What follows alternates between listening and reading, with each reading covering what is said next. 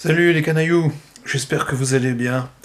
Pour commencer cette vidéo, d'abord, deux petites choses. La première, je vous souhaite une excellente année 2025, une année qui va être très très riche. Ça, on ne doit pas en douter.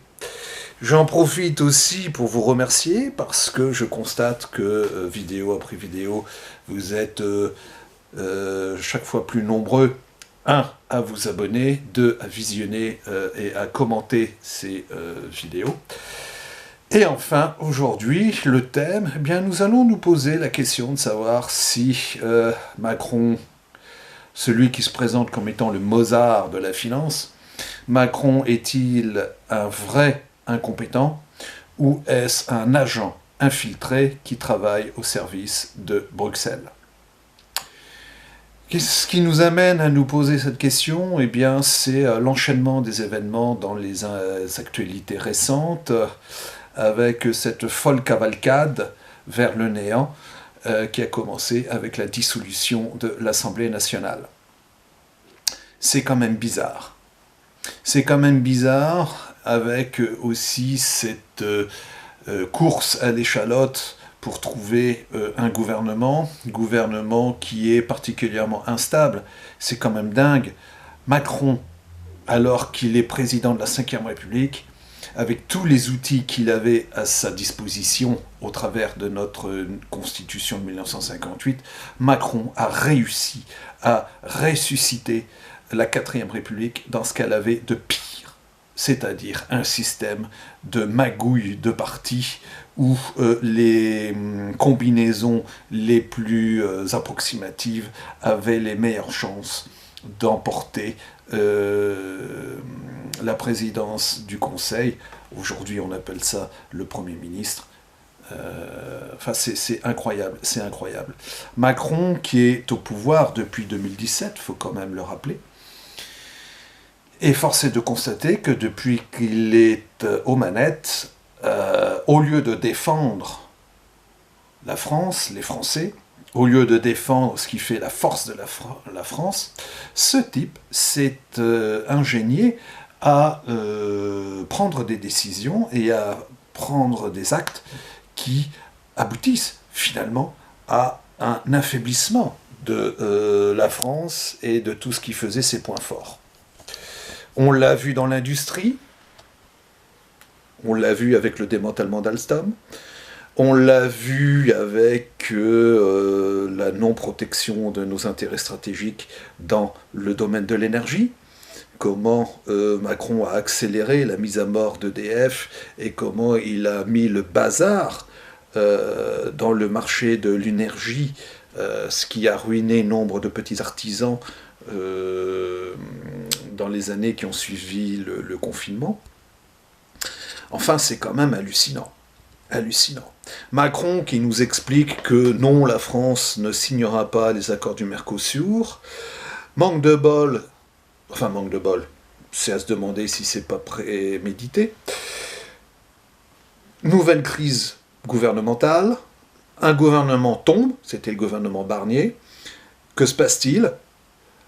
Sans prévenir personne, en catimini, bien entendu, les médias mainstream n'en ont pas fait mention.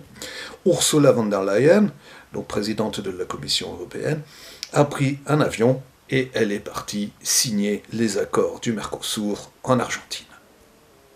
Pendant que nos médias se passionnent pour un non-événement qui est la chute d'un gouvernement, on a mis à mort notre activité. Je fais référence à une précédente vidéo sur notre chaîne où on posait la question de savoir si le Mercosur n'était pas finalement la mort de notre activité économique. Donc c'est quand même ballot, tout cet enchaînement d'événements malheureux qui font que Macron passe pour une grosse cloche.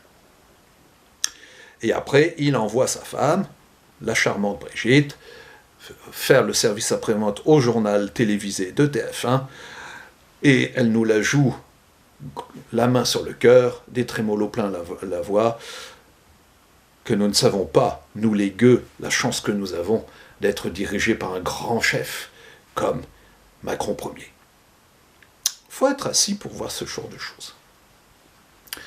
Alors en fait, est-ce que Macron, finalement, au-delà de sa personne, est-ce qu'il n'est pas le dernier avatar d'une élite internationaliste, d'une élite qui cherche à établir sa mainmise par-delà les frontières, une élite qui utilise Bruxelles comme une sorte d'outil pour mieux asseoir son ambition internationaliste. Ce qui expliquerait pourquoi, pour asseoir cette Europe, Macron est obligé de démonter tout ce qui faisait la spécificité française. En gros, tout ce qui a été bâti dans les années 1960 et qui aujourd'hui pèse. Parce que ce qui a été bâti dans les années 1960, c'était des vecteurs qui doivent assurer l'indépendance de la voix française dans le monde. Les choix énergétiques autour du nucléaire ont été pris dans les années 1960. Nucléaire civil, nucléaire militaire. L'excellence française dans le domaine de l'armement, c'est la conséquence des choix gaullistes qui ont été pris dans les années 50 et les années 60. Aujourd'hui, on s'aperçoit que Macron cherche à ce que, par exemple, le prochain jet, le remplaçant du Rafale, soit une production franco-allemande. Enfin, c'est quand même démentiel. On a un savoir-faire, on est les meilleurs. Même les Américains reconnaissent que le Rafale est le meilleur. Qu'est-ce qu'on va s'embêter à brader ça? Non.